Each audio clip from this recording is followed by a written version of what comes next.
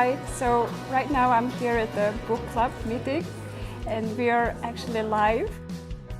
I met so many people from all walks of life, the students, the high school students, the politicians, economists, bankers, lawyers, whoever they are.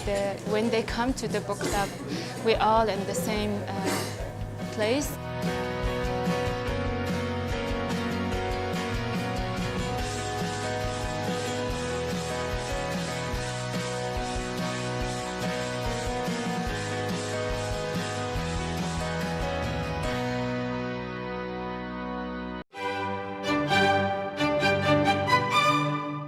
Hi!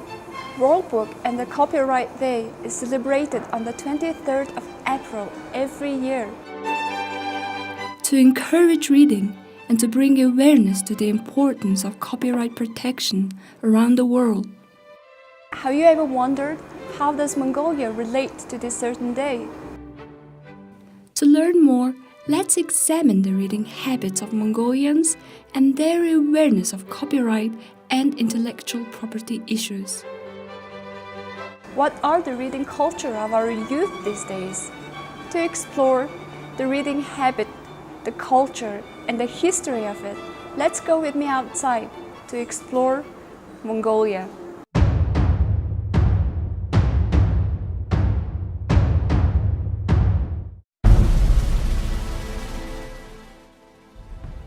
To travel back in time to learn more about the reading habits, knowledge, and intellectual origins of the different writing systems of our ancestors, we interviewed the Dalai Lama.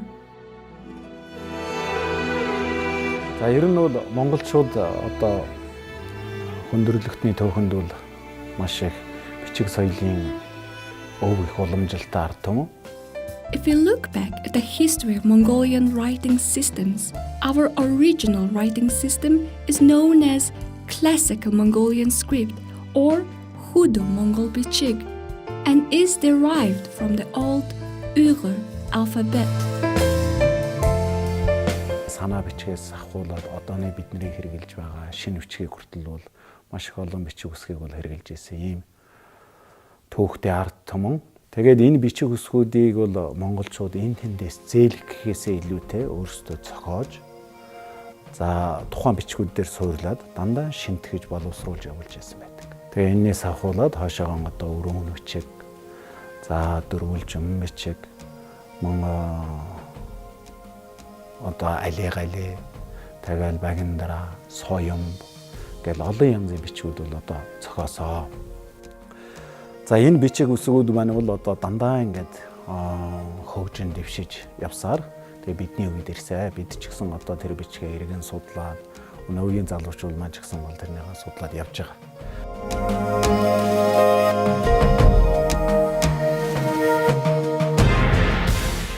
During the socialist era, we switched to a Cyrillic writing system, which gave us the opportunity to access the world of information and books that were available in Cyrillic at the time.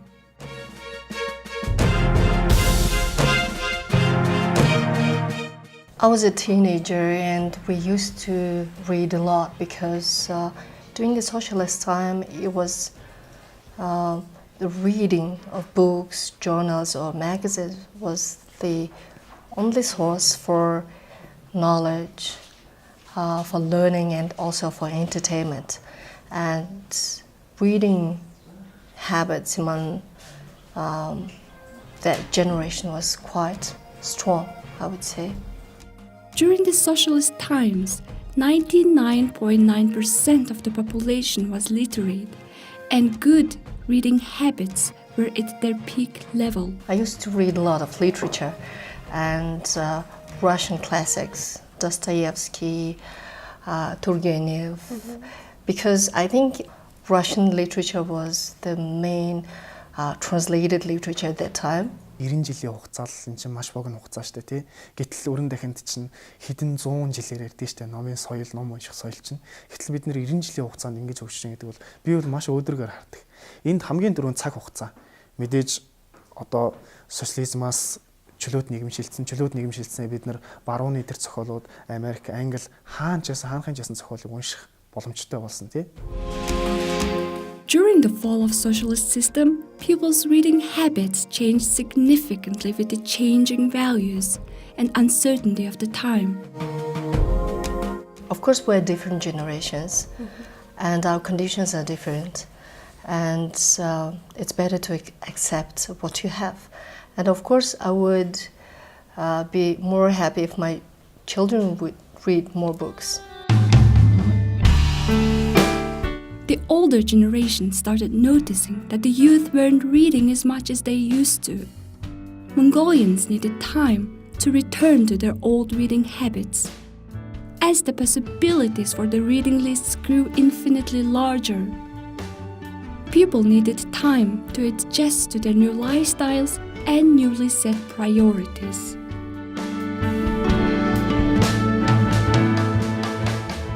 The thing that we have to teach our children that if you need more deep information, you'll never find on the internet, because internet is something for very quick, and for if you need like a brief information.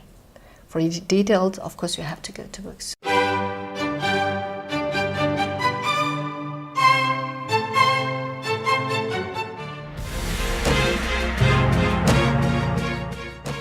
Mongolians today are hungry for books once more, as they try to access the best books out there to keep up with the global reading habits.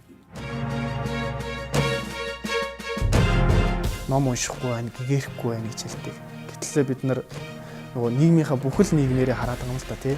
Бүр одоо масс гэж хэлхэн цаашаа ер нь нийтэд нь хараад байгаа байхгүй. Тэгчээд ном уншихгүй байна гэж ярьдаг. Гэтэл бидний харж байгаагаар бол залуучууд бол номын сонголт болоод ном унших соёл нь маш хурдан хугацаанд хөгжиж байгаа. As reading habit began booming with the youth, the need for world-class libraries became apparent.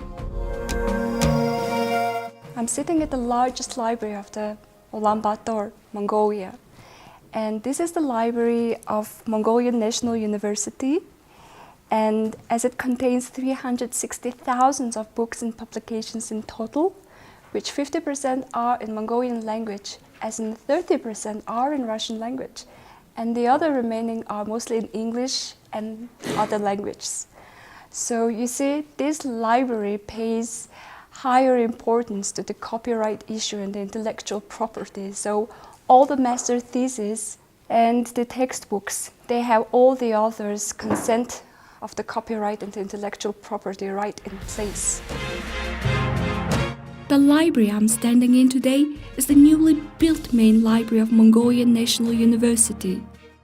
There is no better way to connect with others than connecting through the world of shared ideas found in the best works in the world.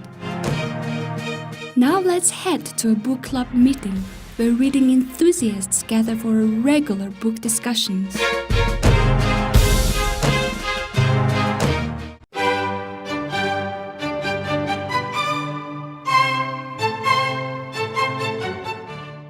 So right now I'm here at the book club meeting.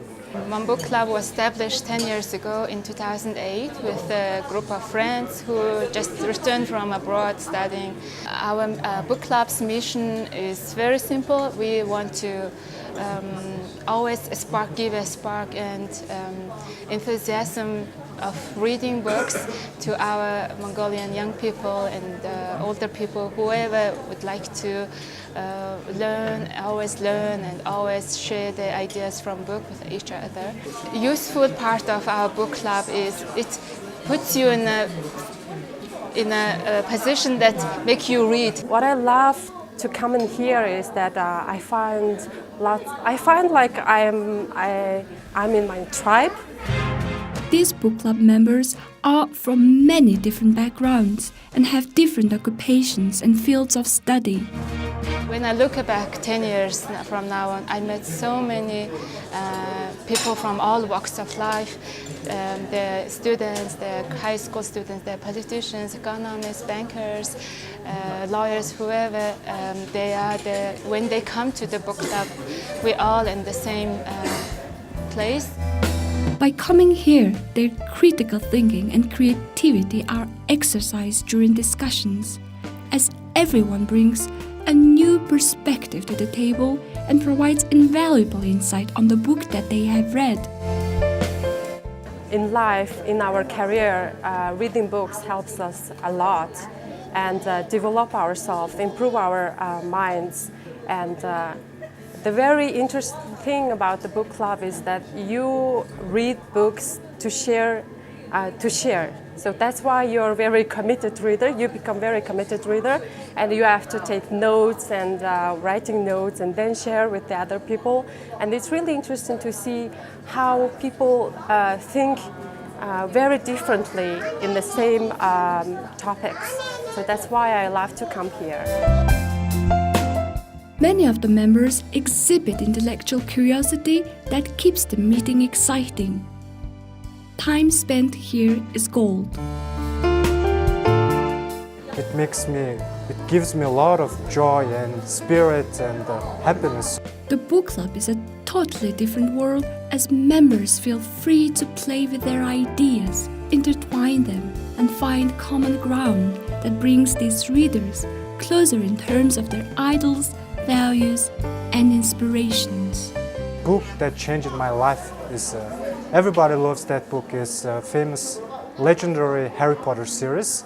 It's written by J.K. Rowling. My favorite book author is Malcolm Gladwell.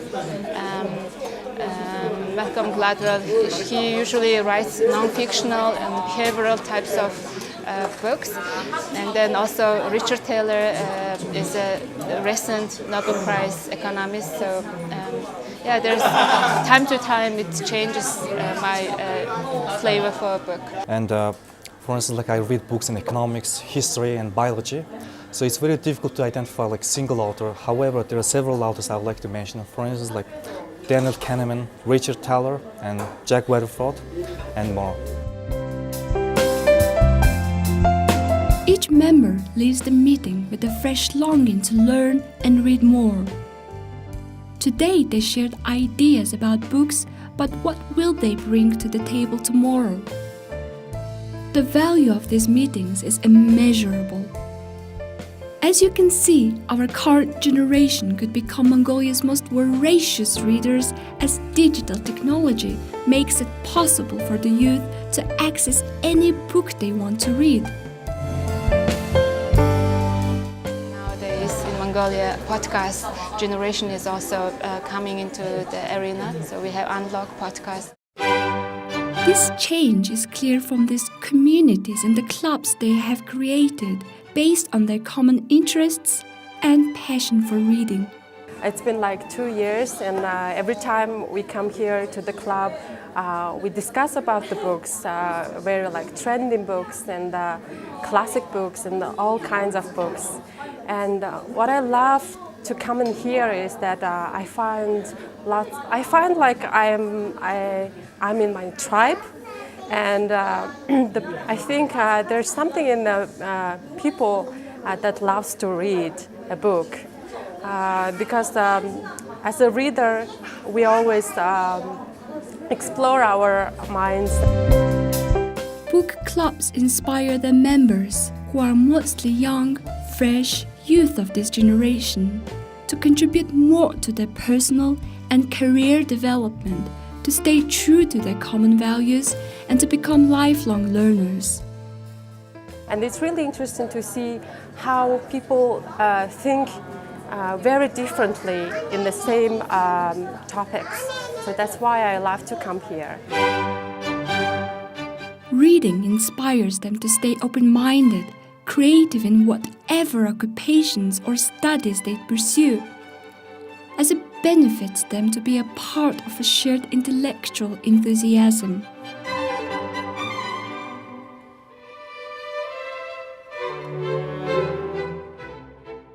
As we have learned about today's changing reading habits, let's learn about how writers and creative professionals are being protected by intellectual property rights. When was the concept of intellectual property rights first been introduced in Mongolia? And where are we currently in understanding this concept?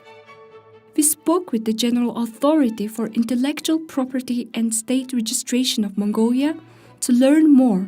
За Монгол улсад бол яг оюуны эмчийн эрхийн асуудал гэдэг асуудал 1992 оны Монгол улсын шинэ үндсэн хууль батлагдсанаар л яг жинхэнэ утгаараа хэрэгжсэн гэж ингэж үздэг. Intellectual property rights is not just a legal framework for ownership. It is also a source of motivation and inspiration for new ideas to bloom and take shape. It's a solid foundation for people to become inspired and motivated to invent and create. It protects the originality of the creations of individuals, organizations, and countries. The economic and societal value of intellectual property rights is tremendous. In 1992, the concept of intellectual property made a big leap, transitioning from public to private, as reflected in the constitutional law of Mongolia. Even though it has only been 26 years since that time, Mongolia's field of intellectual property is considered to be quite developed according to international standards. For example, Mongolia has already signed 14 IP treaties out of 22 established. Currently, the law regarding intellectual property is being updated and amended on the basis of more thorough analysis from the private sector, directed by a working group made up of members appointed by the Ministry of Justice and Internal Affairs. The number of infringements regarding the digital distribution of intellectual property is significantly decreasing in Mongolia, as the proper legal environment for IP protection has been created.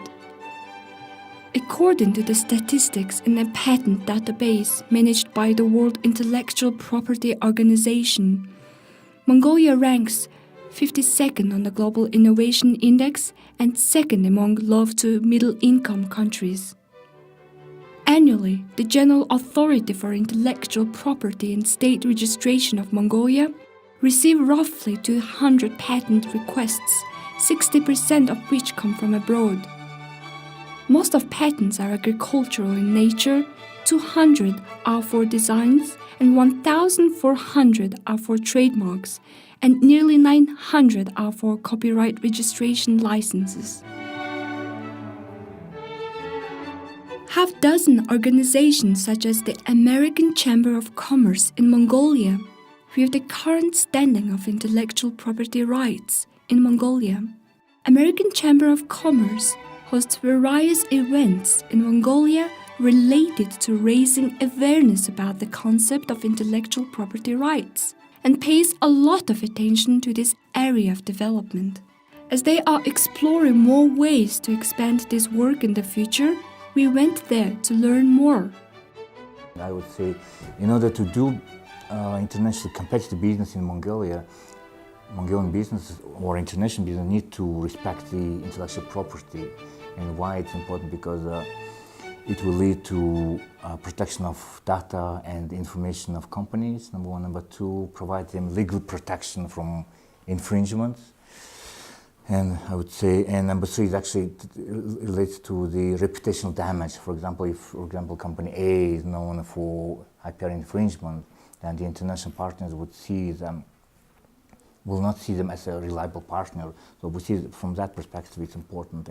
A lot of effort needs to be taken really to make sure that the general public understand why it's important and why it actually damages the reputation of the companies and damages the image of Mongolia itself in general.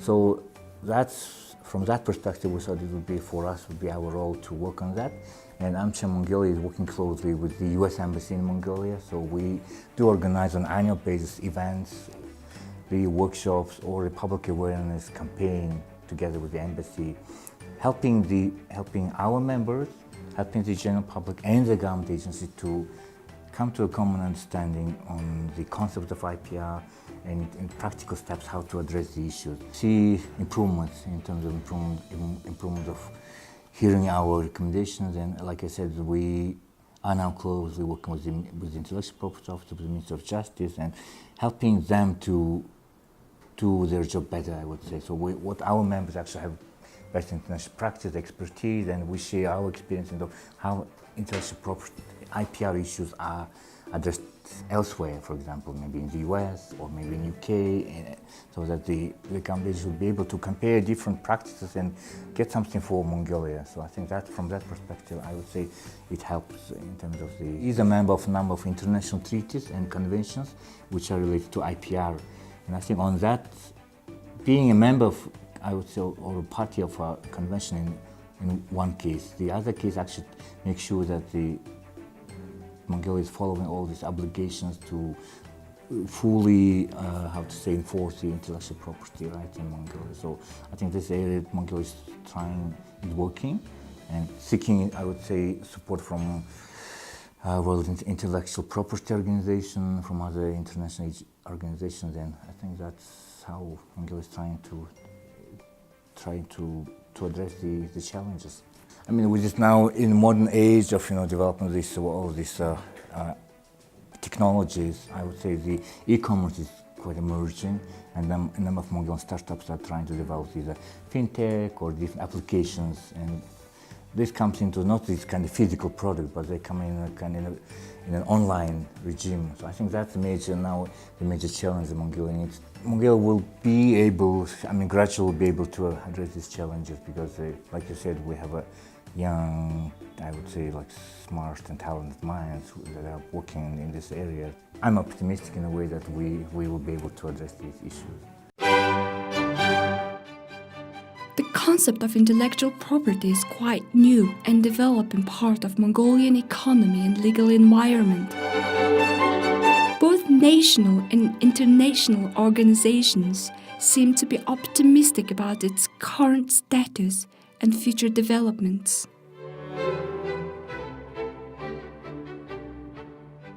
As you can see, Mongolia is evolving in terms of the intellectual culture that has led to the reading habits of today. But one thing is certain, the mindset and foundation of knowledge Mongolian readers have gained from their culture and lifestyle will always be unique. Of course, the amount of societal change we have gone through have definitely influenced the DNA of our intellectual culture and mindset. However, our intellectual culture has always adjusted to the changes, and new influences have become a part of who we are. Thank you for exploring with me the reading habit and the culture of our current society as well as its ancestors. As it becomes more evident that our nation has been at its strongest point when they have worshipped knowledge more than anything else. And it becomes evident that our current youth, our current generation, is picking up on this precious habit of their ancestors. So, from there you can see our future once again seems bright than ever.